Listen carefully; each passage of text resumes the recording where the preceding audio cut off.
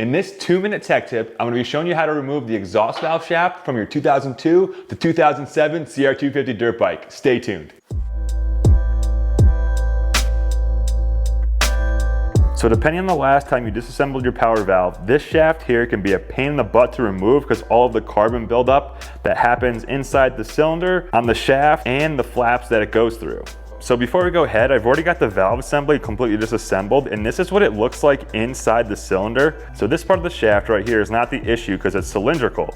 The problem lies here where the shaft goes through the two power valve flaps. If I take them apart, you'll notice that the shaft becomes square where it goes through the valves, and it just makes it super hard to slide that shaft out because of the square design. So first method, I have to say thanks to Luke at Fathead Racing for this idea, is to take 2 flathead screwdrivers, tape them with electrical tape, and you want to get the tape pretty thick on there, and then use 2 microfiber towels. We're also going to use heat in this application to heat up the valves on the inside of the cylinder. So first things first, with a 5mm Allen wrench, remove this bolt and stopper plate.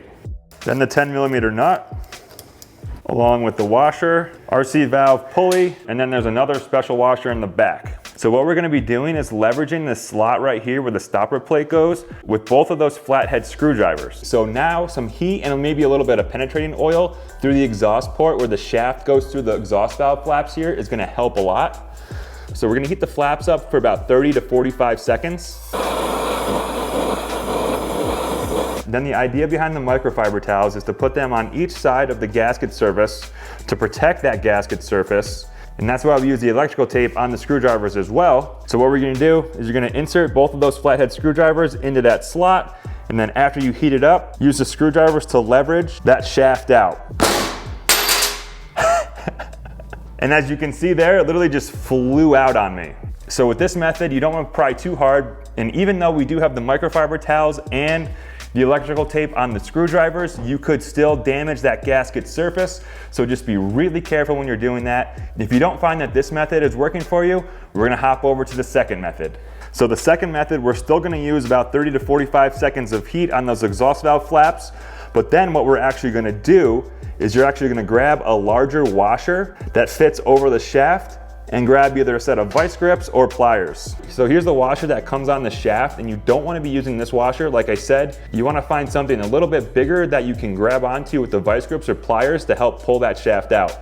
Let's give it a shot. All right, so grab that washer, throw it onto the shaft, screw the nut down, and then tighten it down on the shaft. You don't need to worry about tightening this nut down too hard. All you really need is that washer, which is something for you to grab onto with the vice grips to help you pull that shaft out. Again, after using about 30 to 45 seconds of heat, go ahead and grab those pliers or the set of vice grips, and then you should be able to just slide that shaft right out.